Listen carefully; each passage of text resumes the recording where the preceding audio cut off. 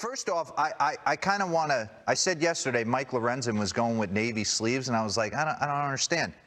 Shohei went navy sleeves, so, and hey, it looks good. Shame on me. Shohei can do whatever. You do whatever you guys want.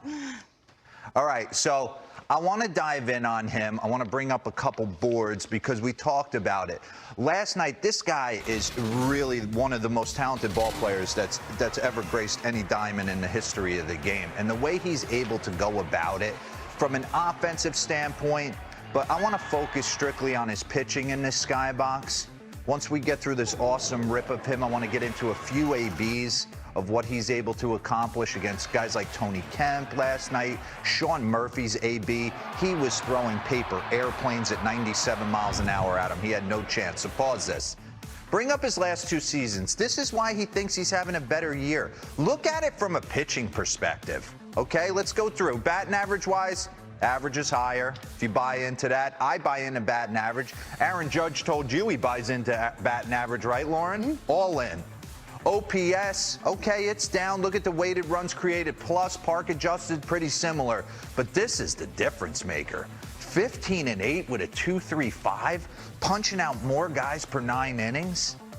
I want to take you. Usually a pitcher's going to let you know. I know a lot of guys will build up as the game goes on, but they'll usually let you know where they're at in the first couple of hitters. That's why old school wise, before these beasts started leading off, you used to have those little guys a la Tony Kemp who would take some pitches, come back to the dugout and go, two-seamer's not moving too well. Four-seamers exploding, slider sharp. Okay, be prepared for this with 2 strikes. So let's dive in. This is the first AB of the game last night.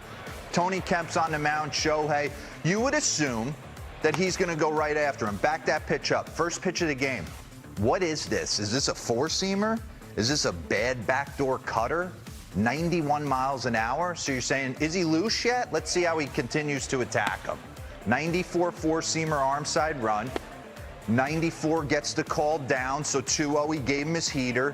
Gets a call 3-4 inches outside. So pause. This is Tony Kemp. Nice leadoff hitter. 7 home runs, friend of the show. What are you throwing him? The game's just getting started. You would think, here you go, man. Four-seamer right down the middle, right? He goes like backdoor cutter, almost letting you know, I'm not loose yet. I don't know if I have my good heater tonight, because his good heater's at 101. And he's stuffing it by some of the best in the game. There's Devers, Tucker. There's 101 to Altuve. So pause this. So bring up the next board. There we go. Average pitch velocity. This is slider on Thursday, thrown at about 84 miles an hour, season average. Four-seam heater was down about 2 miles an hour. Everything across the board was down. Throw out the curveball. Maybe he threw that a couple times, had a little bit better spin rate, but he knew it. So he went about it a little bit differently. I want to take you through one more at bat. Sean Murphy. This is like, you want to put somebody in a blender? 0-0 curveball that he probably should have took, but he's fishing at it. Then he gets 97 two-seamer. He's throwing his two-seamer harder than his four-seamer. Non-competitive 0-2 pitch, see if he gets the fish. Wiffle ball slider out of the zone. Dustin May sinker at 98. He doesn't know what the heck is coming. Look at that. Run that back for me real quick. This is when you are in just no man's land. That's a cutter middle. Emergency hack. Almost kills someone in the first base dugout.